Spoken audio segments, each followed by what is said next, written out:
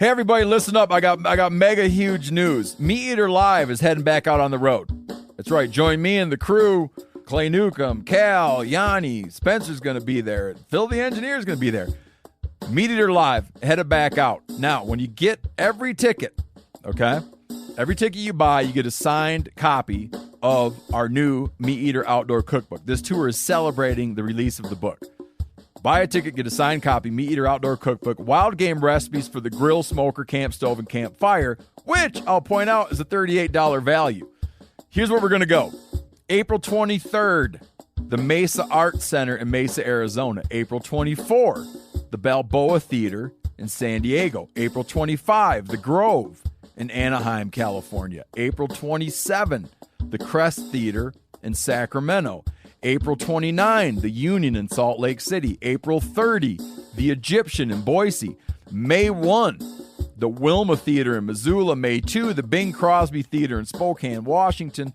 May 4, Revolution Hall in Portland, Oregon. And May 5, the last day of the tour, Pantages Theater in Tacoma, Washington. For tickets and more information, visit the events page at themeateater.com. Hope to see you at the show.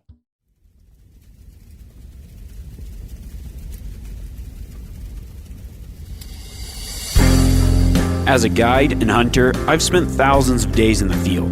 This show is about translating my hard-won experiences into tips and tactics that'll get you closer to your ultimate goal, success in the field.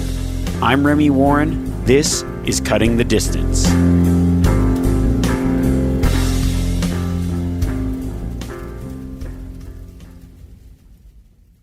It's pretty hard as a hunter to have a conversation about hunting and not talk about gear. It's because gear is such an integral part of what we do and can really make or break a trip. Having the right gear might mean the difference between being successful consistently or just lucking into something. There's so much new and awesome gear out there, but there's also some really great tried and true pieces. The trouble is, what do you take? What don't you take? You're always balancing this, carrying the weight of something or lightening your load a little bit. So this week on the podcast, what I want to do is a pack dump. I want to talk about my kit and what I carry for both a day hunt and a backcountry trip. Then I also want to give you some tips on refining a kit for yourself. But before we go into that, I want to share a story of a hunt I took with my dad in Montana. And let's just say one of us had way too much stuff.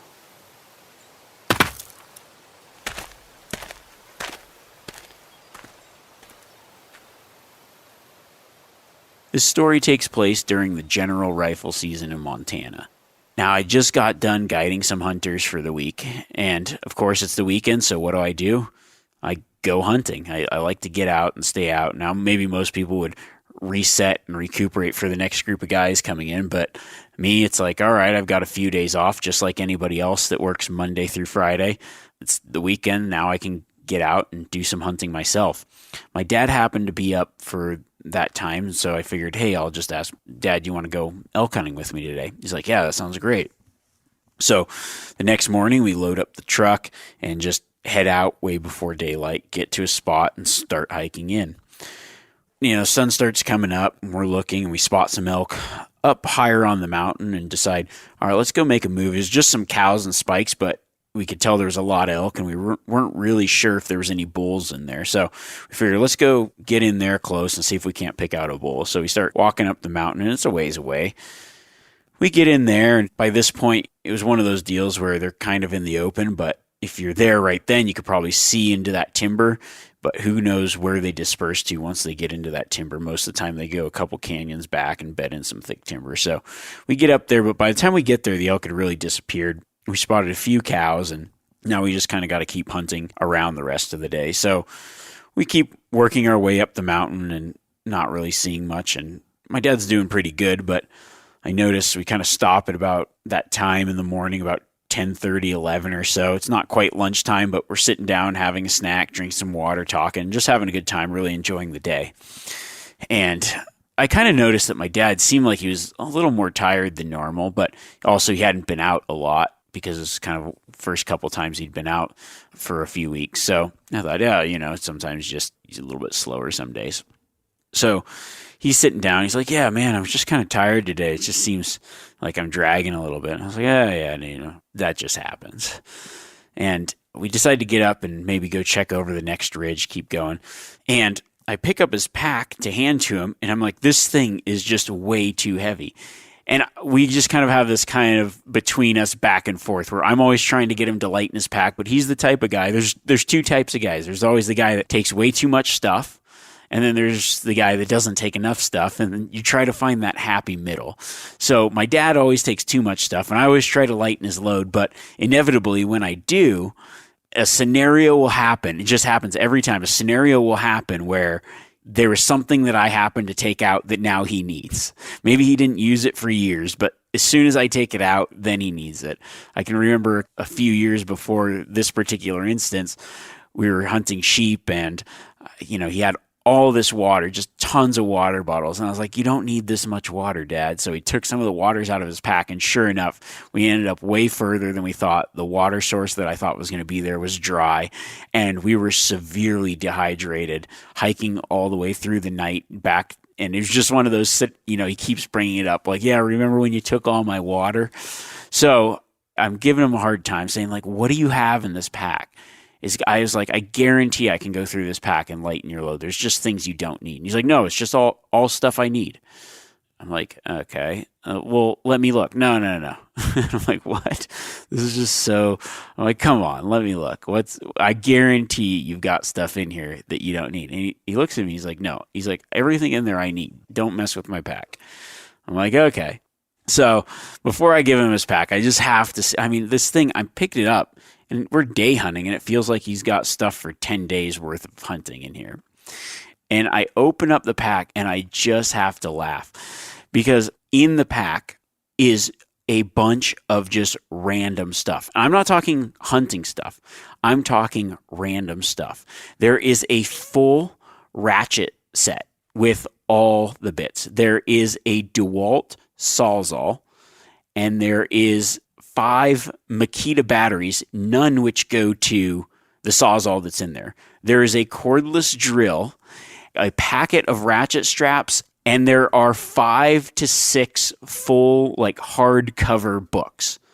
And I'm like laughing. I'm like, okay, do you really need this ratchet set? And obviously, these are not hunting items. I couldn't figure it out. And we just started laughing because what had happened, my dad a week earlier was flying to the airport, and he had his hunting pack in the back of a truck.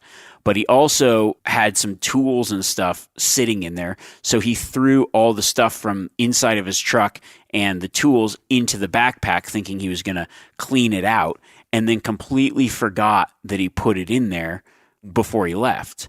Then in the morning, he just grabbed his pack and he realized he hadn't even looked in the main compartment until I opened it up and we got on the top of the mountain. So he had all this construction stuff, like work stuff, some just random stuff that was sitting in his truck because he was planning on putting it in his backpack and then moving vehicles and cleaning it all up. Yet we're here at the top of an elk mountain, middle of the day, and he's got not only a Sawzall, but no battery for it, but he has a pile of other batteries for different drills and different things. So he's got this big pack full of non-essential stuff, huffing up the mountain, chasing after elk.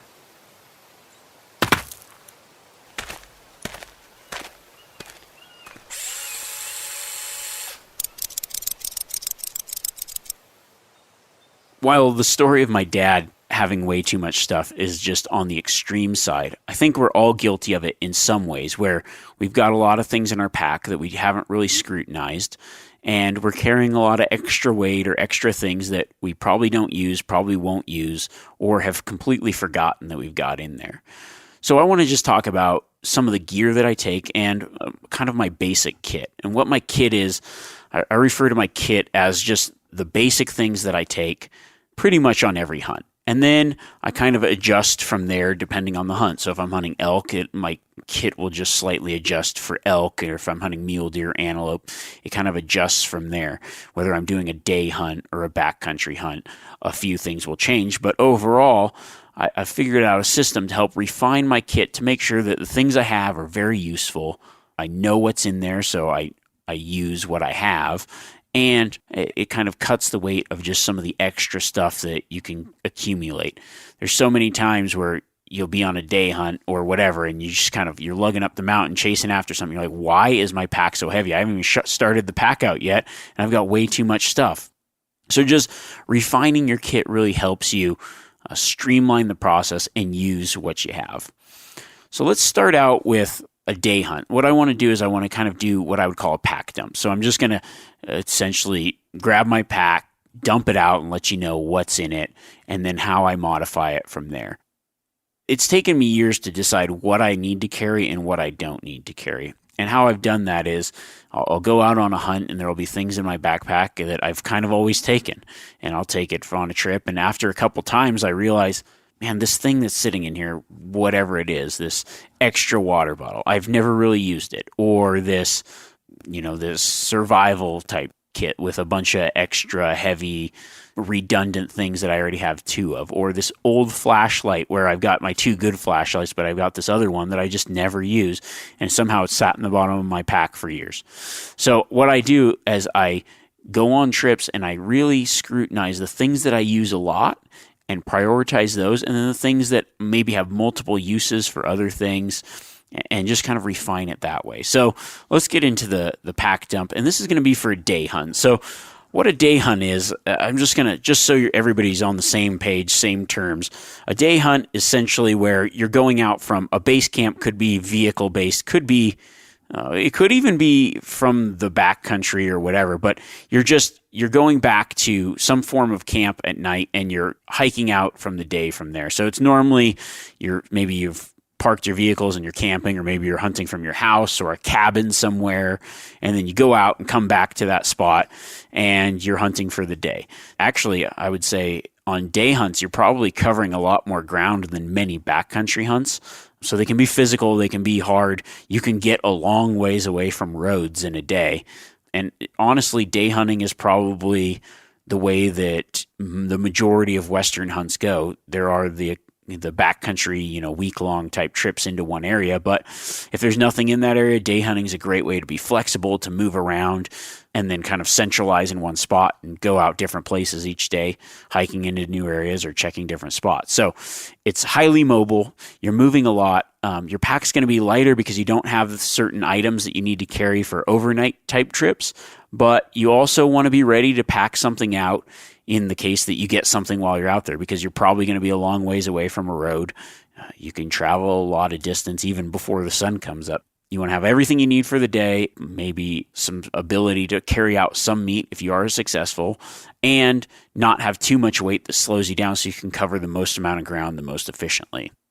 Now, if I'm going to talk about gear, I first just want to, obviously mention that I am sponsored by a lot of companies, and so most of the gear is companies that I am sponsored with, not all of it.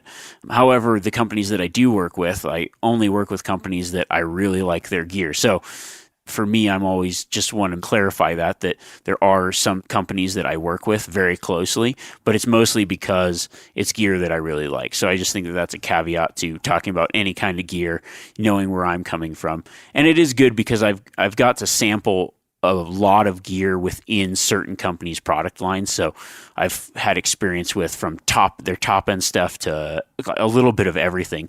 It'd be hard pressed to find too many individuals that have tried as much different stuff from different companies and different places than I have. So I really have a lot of opinions on gear, but for the most part, I just like to tell you about the type of things that you need, and then I can even suggest some of my favorites as well. There's a lot of different things that work, but I just figured I'd throw that out there before we get too deep into this. When I'm talking about gear, when I think about what gear I like, there's certain gear that's specialized for a task at hand, but I like to balance lightweight, durable, and practical. So if I'm thinking about what's in my pack, what am I taking, it generally checks one of those boxes, or all three. If it's debating between certain things, it's going to try to check all three boxes for me. So here's a rundown of a typical day hunt pack. We're going to just pick a hunt, and then we'll talk about the gear that I would take for that hunt, and then kind of how to tweak it and how you can adjust the kit for the things that you think you might need. So my typical day hunt, I'm grabbing my pack, and I tend to like a little bit larger cubic inch pack. I have a Stone Glacier. I either use the Solo or the Sky 5900. So we'll just use the Sky 5900 for this because it does work really good for backcountry and more day hunt use. A little bit of everything, a little bit bigger bag. So that's the pack that I'm choosing. When it comes to packs, whatever pack it is, here's the three things that you must have. You need a belt, you need the pack to be adjustable to your torso, and you need a sturdy frame. It can be an external frame, which would be like an old school backpacking pack. Some really good ones for external frames are like Barney's Pack of Alaska, Kelty Freighter Pack, Outdoorsman Pack. Those are all external frames. And then internal frame pack would be like Stone Glacier. There's a lot of other ones, Kafaru. I mean, there's some even that I've used that maybe necessarily don't like, but I see a lot of other guys use. Don't have to mention them, but like just the frame is inside the bag. And so there's pros and cons to both types of packs, but you have to have that frame. You need that adjustable belt, and you're going to want some adjustability in sizing the pack. Not everybody's the same, so pack fit and being comfortable is key. I really like the Stone Glacier because it's super durable, but it's also really light, and I can carry a lot of weight out in it, and that's key to me. And it's also very customizable to my size and torso and body, so it fits good, especially when I load it down with a lot of weight. I think that some of the gear items that most people struggle with are going to be packs and boots. And the reason is because those are the things that are the most, like, put the most uncomfort on someone, because you're walking a lot, so that goes into boots, and then packs, you're carrying a lot of weight. It's already an uncomfortable task, so you need to recognize that it's something that's uncomfortable, and you want a piece of gear that makes it more comfortable. I've really landed with the Stone Glacier packs. I really, really enjoy it. So that's the pack that I'm just going to be talking about.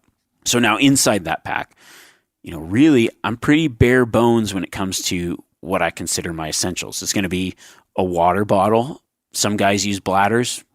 There's so much of this gear stuff. That's why I say you could take two hunters that do this a lot. There's going to be some things that line up. Me and my guide friends or other outfitters that I know, when we get together and talk, we pretty much just talk about gear and the things we love and the things we hate. And we can do that for hours because we've spent so much time with gear, and everybody's got their own little nuances of the things they like or bad experience with something. And you just kind of learn and see everybody's things that they like. So for me, I'm a water bottle guy. There's guys that are use the bladder tubes and hoses. I don't like those because I've had trouble with them in the past. When it's cold, they freeze. I've seen them pop, or you sit on the hose and it starts to leak, or if you're out for a long time, the hose gets dirty and then you get bacteria, and I feel like they aren't as clean, so I don't really like it. It's not as easy to fill up in water sources. My dad, on the other hand, he's the kind of guy that wants water easily accessible, so he uses the bladder. And no matter how many times I try to convince him, he tries to convince me the other way. So that's just one of those things, but I'm a bottle guy. Now, after that, we've got our knife, and then I always have a knife sharpener. I just use one of those, I think they're called Smith's knife sharpeners. It's these yellow ones you can buy at pretty much every gas station or grocery store in America. It's a pull-through kind. It's got a ceramic on one side and a steel on the other. There's plenty of great knife sharpeners out there. This just happens to be one that I think is simple, easy to use, fairly light, fast, does what it needs to do, and you can get on working or cutting or whatever. For knife, there's a lot of options out there. You can do the replaceable blade. I got like the replaceable blade Gerber Vital series. I wouldn't really bring the knife sharpener if I choose that knife for a hunt, or just like a stout, standard pocket folding blade, pocket knife, fixed blade, or whatever.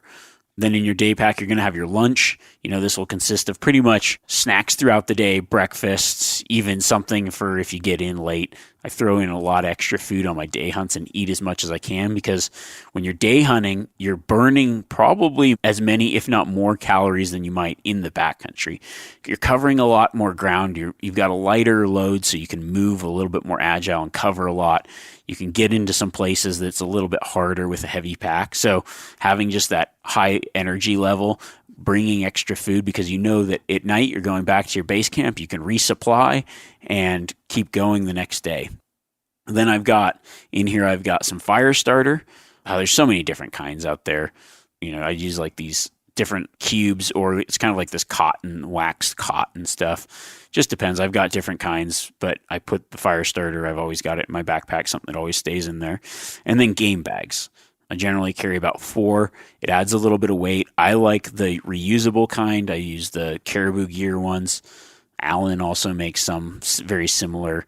I just like something that's durable. They're more like a pillow, like I call them pillowcase style with the draw cord. And I'll use those for not only game bags, but also just other things as well. Like kind of, you can separate out your gear in these bags. You can do whatever you want. In the backcountry, which we'll talk about later, you can use them for a bunch of different purposes. Game bags, I always have some cordage, whether it's like P-cord. Something that I've used a lot is mule tape, 1200. It's a little bit more tensile strength, knot round, a little bit more grip. The knots slip a little bit easier in it. That's really good stuff. I actually, on a Christmas special, talked about some that I wasn't sure if it was around anymore, and it actually is. I saw it on Shark Tank, is the rapid rope. It's like rope that comes out of a can. So that stuff works pretty good. You just pull out some good length of that, because I'll use that cordage for so many different things, but especially on a day hunt. You're going out, you're going to pack some of it back if you're elk hunting or whatever, but you might need to hang quarters and stuff in a tree, so it works great for that as well. Then I've got what I think the most underrated piece of gear in my kit. I've talked about it on my social media a lot and written many articles upon this topic, but the black contractor garbage bag. If it's not in your pack, it needs to be. It works great as a pack liner, especially when you're packing stuff out, keeps the blood and everything out of your pack, but also has so many other uses. I generally keep 2 of them in my bag because I've used them as makeshift waders to cross a river, used them as emergency shelters or making sleeping pads and all different kinds of things. Gathering water, if there's no water where you go, and you can put some snow on it, melt some snow into water. Outside of that, a couple of the other, what I would consider small items or just stuff that's always in my bag, would be a small first aid kit. I kind of specialize it. There's, one of those small made for backpacking type first aid kits, and I put some extra Advil or things that I might need in it. And then I always have some duct tape, and I generally wrap that duct tape around my water bottle, so it's easy to find. I know exactly where it is, and honestly, that duct tape is mostly for first aid type stuff. If you cut yourself or whatever, I use that duct tape, or if you start to get blisters on your feet, it's just right there on your bottle. You don't have to dig around, and you always know you've got it. Then another item that I always have in my pack is I have a small flashlight. I always have my headlamp, but I also carry this small other flashlight that's a lot brighter. I don't use it as like constant on, but when I'm navigating at night, maybe in some more treacherous country or whatever, it helps really identify, you see a little bit further than where my headlamp goes. And it's nice to have a backup light, because I have been in scenarios where my light batteries have died, haven't had extra batteries, or something's gone wrong, and it's just nice to have that flashlight for navigation and just light things up a little bit brighter. Hey everybody, listen up. I got mega huge news. Meat Eater Live is heading back out on the road. That's right. Join me and the crew. Clay Newcomb, Cal, Yanni, Spencer's going to be there. Phil the engineer's going to be there. Meat Eater Live headed back out. Now, when you get every ticket, okay? Every ticket you buy, you get a signed copy of our new Meat Eater Outdoor Cookbook. This tour is celebrating the release of the book. Buy a ticket, get a signed copy, Meat Eater Outdoor Cookbook, wild game recipes for the grill, smoker, camp stove, and campfire, which I'll point out is a $38 value. Here's where we're going to go. April 23rd, the Mesa Art Center in Mesa, Arizona. April 24, the Balboa Theater in San Diego. April 25, the Grove in Anaheim, California. April 27, the Crest Theater in Sacramento. April 29, the Union in Salt Lake City. April 30, the Egyptian in Boise. May 1, the Wilma Theater in Missoula. May 2, the Bing Crosby Theater in Spokane, Washington. May 4, Revolution Hall in Portland, Oregon. And May 5, the last day of the tour, Pantages Theater in Tacoma, Washington. For tickets and more information, visit the events page at themeateater.com. Hope to see you at the show. Now let's talk about optics. We've talked about using optics, and we've talked about the types of different optics in past podcasts, but I think optics are one of the key pieces of gear that you're going to have with you, and each hunt is a little bit different. So this is where we start to get into the type of gear that starts to shift based on how we're hunting, what we're hunting, what our goals are, and what we're going to need. I always have my binoculars on me. My 2 top suggestions for binoculars for Western hunting are going to be a little bit higher magnification. So I either go my standard 10 power, or I also really like the 12 power. And I'm going to do, for me personally, like a by 50, so 10 by 50s or 10 by 52s or 12 by 50, 12 by 52, something like that. That bigger objective lens is nice because it lets in a little bit more light, gives you a bigger field of view. So when I'm looking at binoculars, I'm looking at something with a good magnification and a good field of view. There's guys that hunt with 8 powers. I think they're fine for a lot of things, but most of the hunting I do is in big open country, and as well as the 12 power too much for when you get in the timber, but you can still use it. I just like having that extra bit of kick out at some range. So 10s or 12 power binoculars are my go-to. And this would be something that I'm always wearing anyways. And then I've got my rangefinder there. Rangefinder is just another thing that just makes you that much more successful. I remember hunting without a rangefinder, not knowing how far to shoot, and just judging range in mountains is really hard. I think it's a skill that you need to have to be able to judge distance, especially as a bow hunter, but it's nice to have that 100% verification. And I think as readily accessible as rangefinders are, I don't even know if I need to mention having that, but if you're new to it, those are things that you should have because you're going to need them.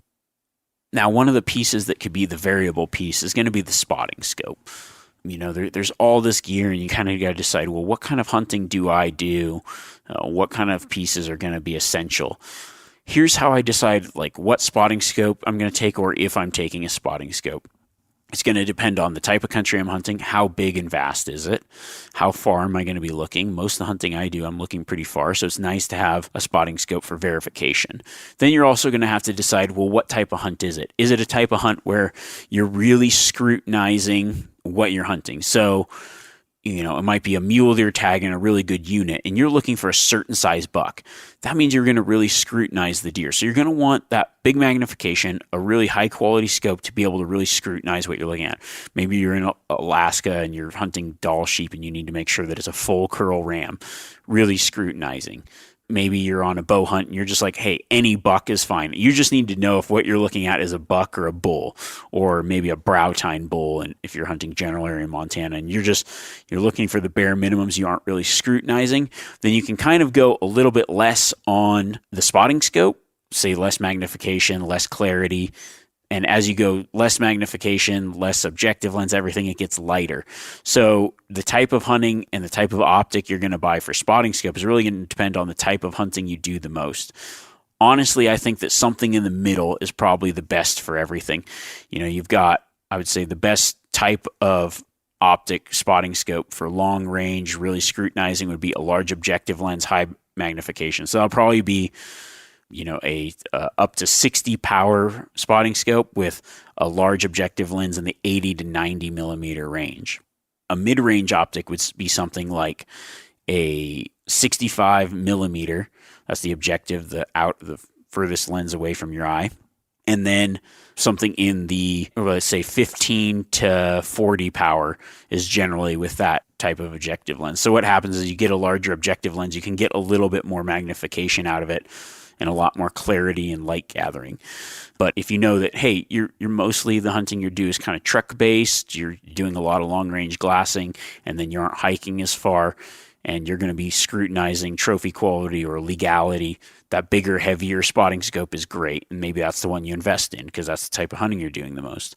If you're doing a lot more backcountry hunting, man, just look at not as much magnification, lighter, but still able to just verify what you're looking at. That might be your go-to. If I'm doing a backcountry hunt, I've got like a small Vortex Razor, goes small objective lens, 33 power max, but it's super light and I can verify what I'm looking at is legal or what I'm going to chase.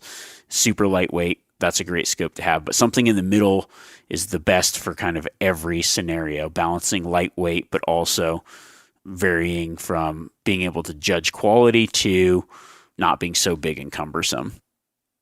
Now, one piece of gear that I also find essential in just having used so many things, I like to be able to put my binoculars onto my tripod.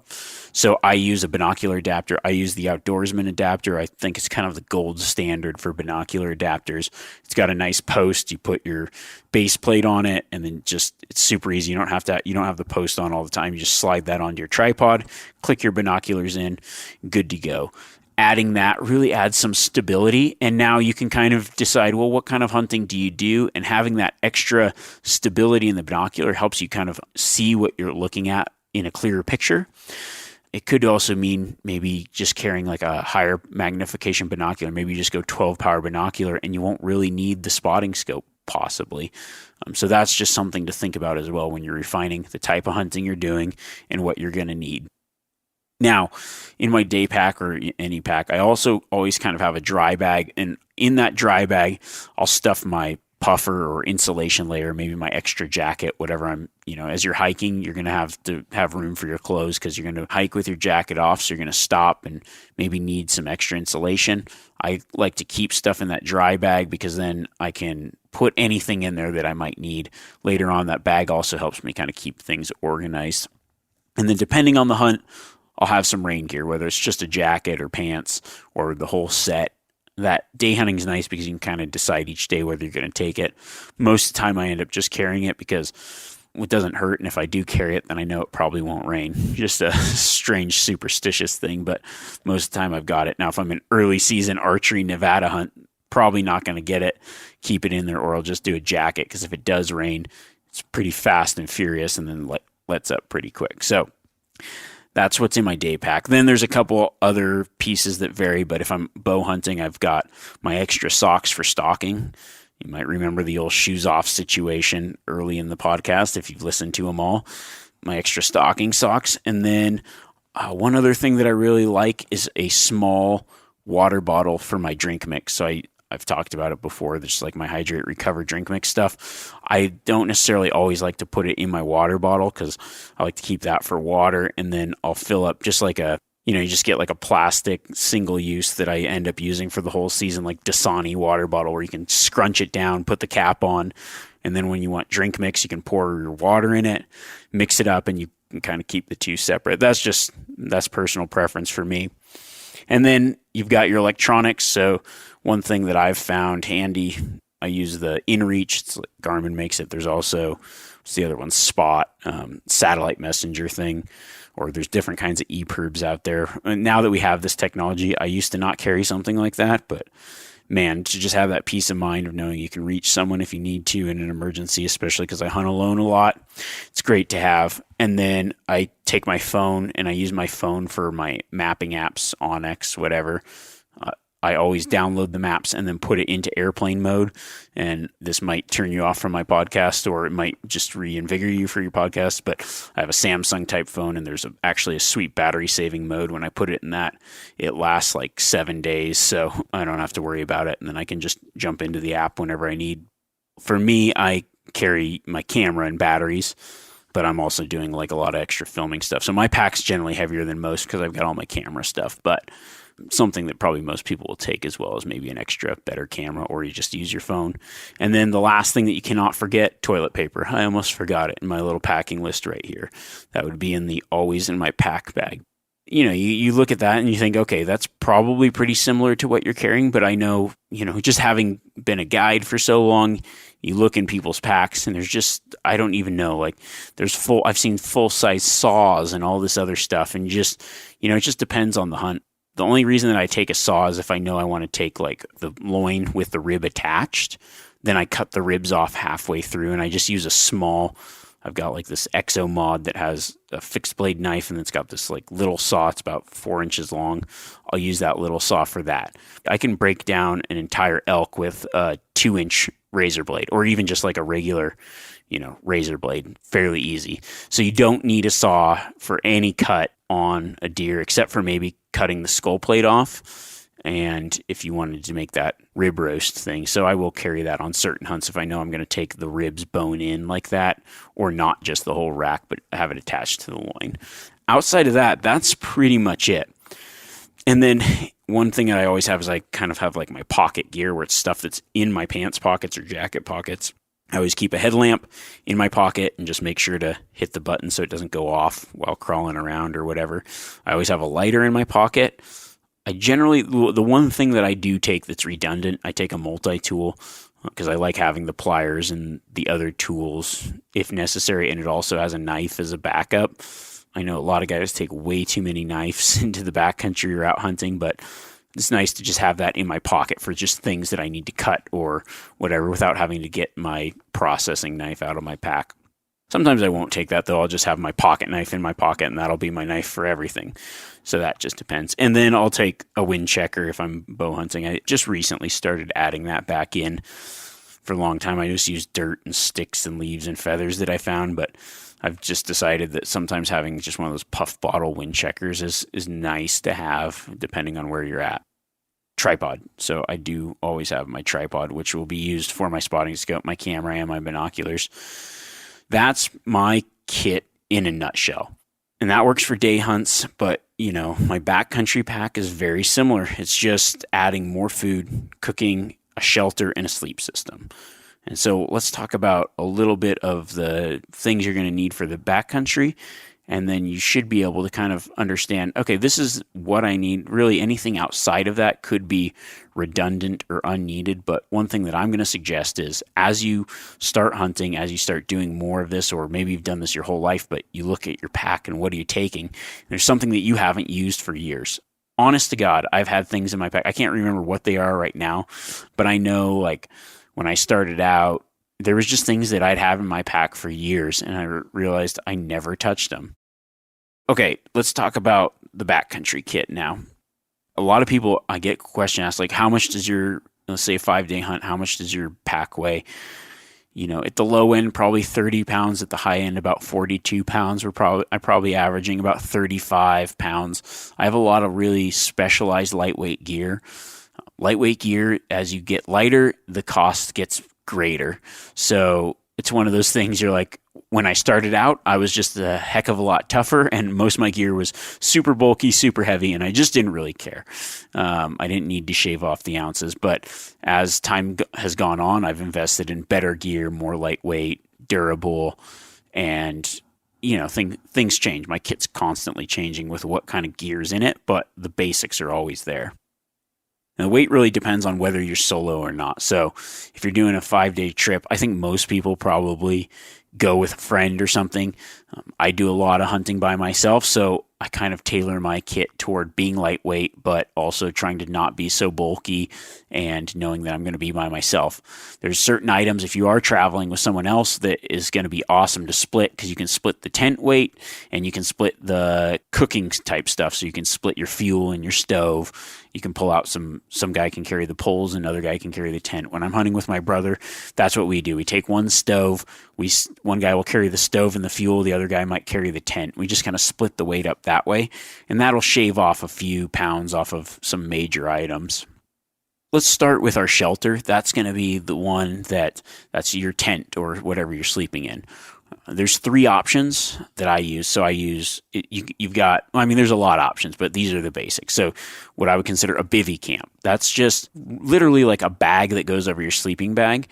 I have bivy hunted a lot, and it's probably one that I use mostly up through September, especially because when I'm by myself, there's a lot of lightweight. Now, the second option would be like a lightweight 1-man type tent, and then you've got your 2-man later, like 3 or 4 season tent.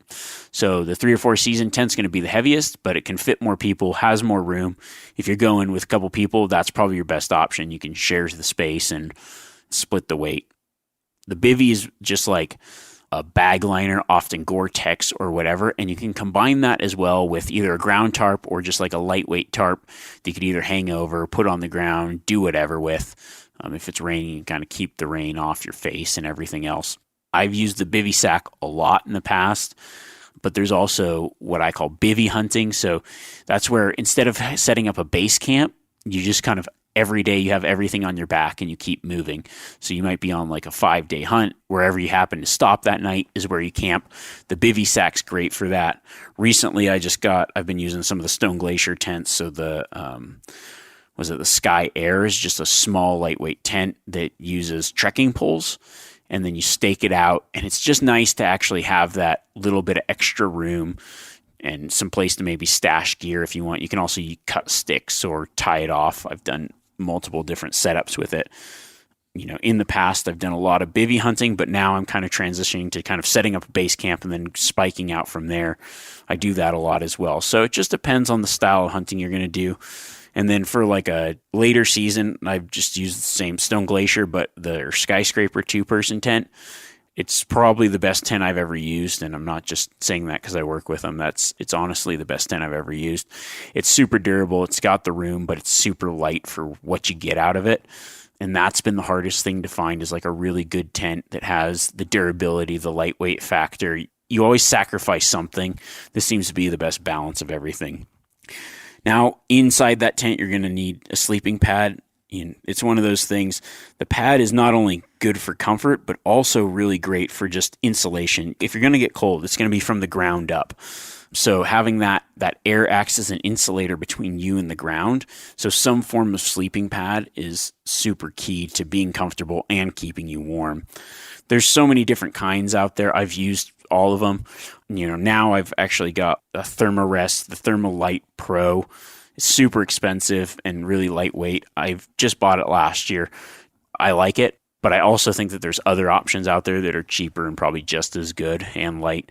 There's a bunch of different kinds. I used to really run the kind that had some form of padding in it that you didn't really have to blow up, so you always know it's good. And then I kind of switched fully over to the more like air mattress inflatable style. There's one that I used for a long time, still really like. It's Alps. It was fairly cheap. I got it at Sierra Trading Post. Just fills up with air, easy to blow up. Yeah, if you pop it, it's going to suck. But, I think back and I've honestly never popped a sleeping pad. And you can keep a little patch kit with you too. So that's not a problem. I will say this though. I did lend a sleeping pad to a friend 2 years ago. And then I grabbed my sleeping pad, went out in the backcountry on a Nevada hunt last year. And I didn't have my regular sleeping pad. I don't know why I grabbed this one. And I go to blow up my air mattress, and there's just 1,000 holes in it. The thing was shredded and did not pump up.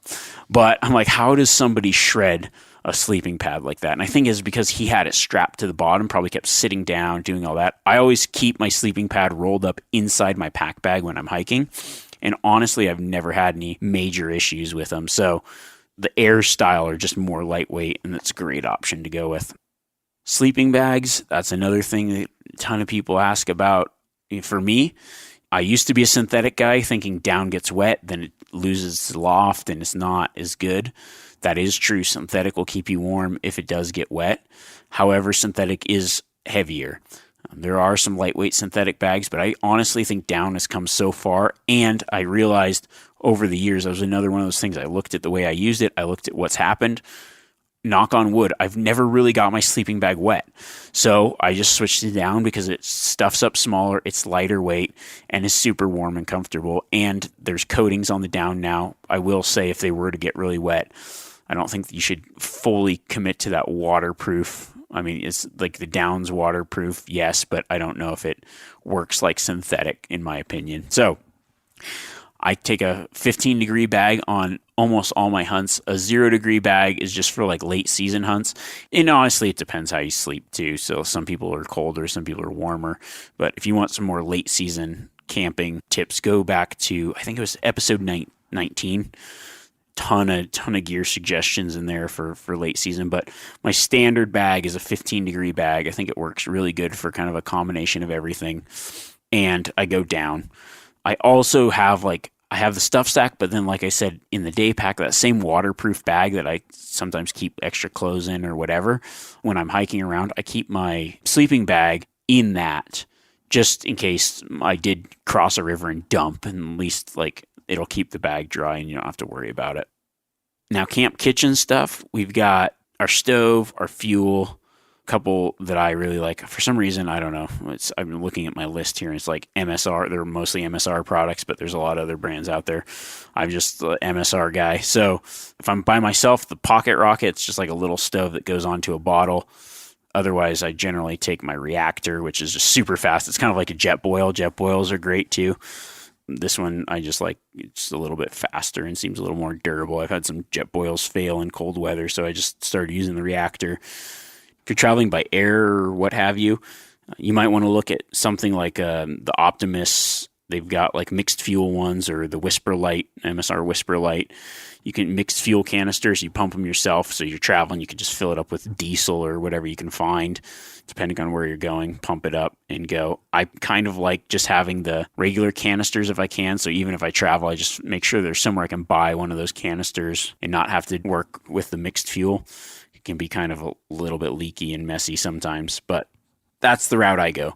One thing you want to think about too is you can, and I don't know how many people know this, but I think most of the little fuel canisters have it, like a jet boil canister or regular fuel canisters. You can set those in water and see how full they are, because you might use one on a trip, and then I've had that problem where I got 10 canisters that are like varying from maybe a quarter empty to 3/4 empty. You just don't know.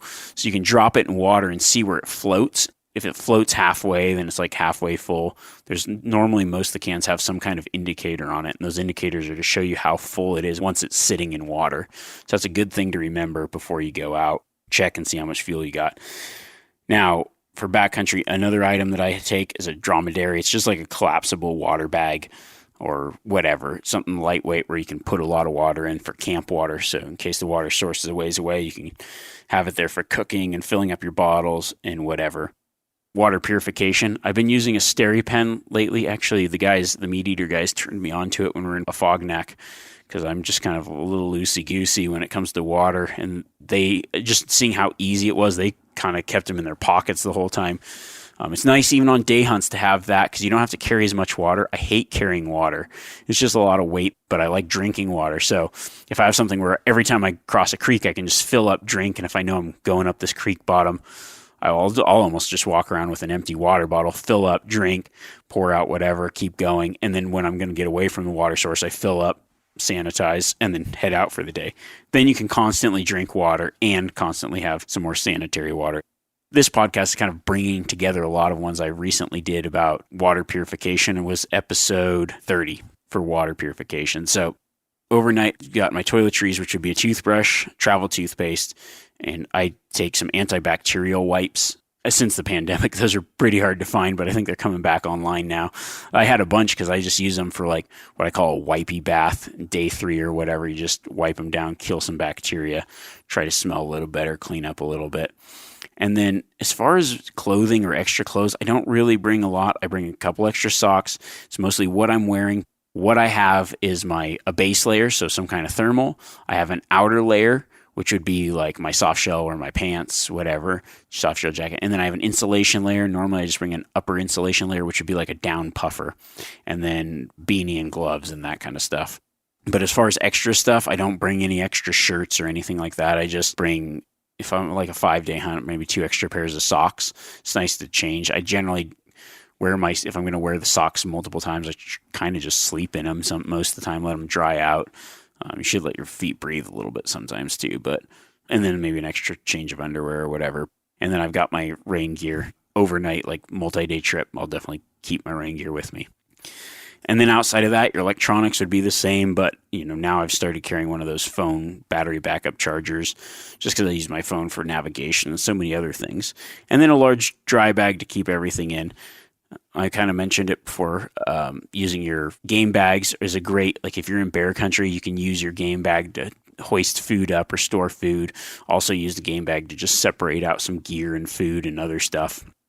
And then one last tip is, you want to sleep comfortable. A pillow, what I do is I take my down puffer and I just stuff it in my stuff sack for the sleeping bag. Then I put that in the hood of the sleeping bag, and I generally just wear a beanie when I'm sleeping. And that's super comfortable. Great use of something multiple different ways.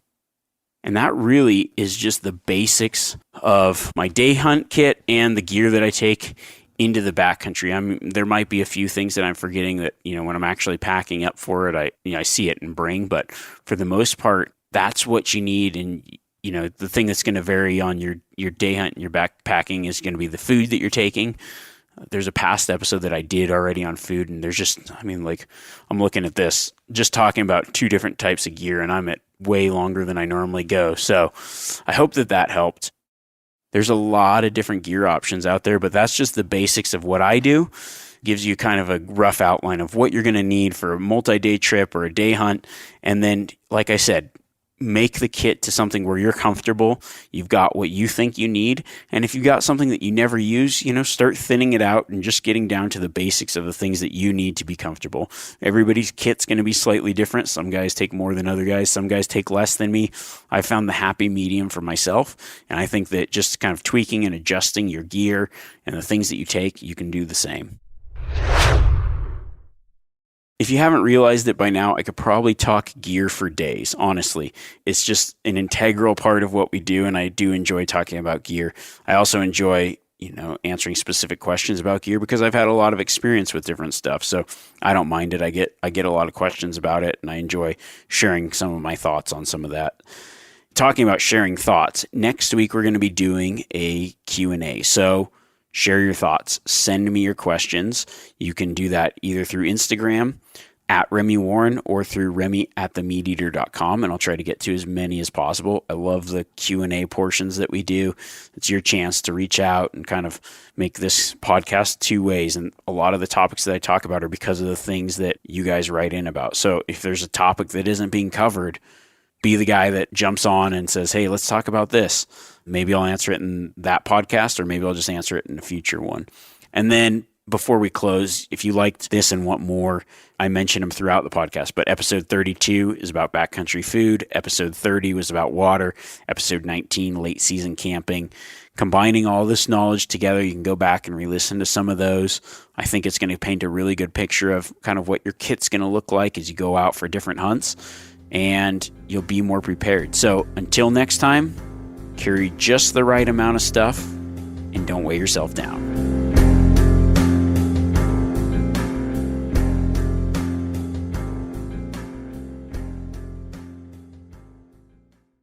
Hey everybody, listen up. I got mega huge news. Meat Eater Live is heading back out on the road. That's right. Join me and the crew. Clay Newcomb, Cal, Yanni, Spencer's going to be there. Phil the engineer's going to be there.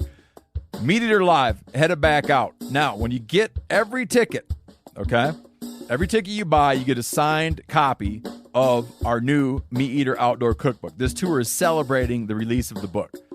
Buy a ticket, get a signed copy, Meat Eater Outdoor Cookbook, wild game recipes for the grill, smoker, camp stove, and campfire, which I'll point out is a $38 value. Here's where we're going to go. April 23rd, the Mesa Arts Center in Mesa, Arizona. April 24, the Balboa Theater in San Diego. April 25, the Grove in Anaheim, California. April 27, the Crest Theater in Sacramento. April 29, the Union in Salt Lake City. April 30, the Egyptian in Boise. May 1, the Wilma Theater in Missoula. May 2, the Bing Crosby Theater in Spokane, Washington. May 4, Revolution Hall in Portland, Oregon. And May 5, the last day of the tour, Pantages Theater in Tacoma, Washington. For tickets and more information, visit the events page at themeateater.com. Hope to see you at the show.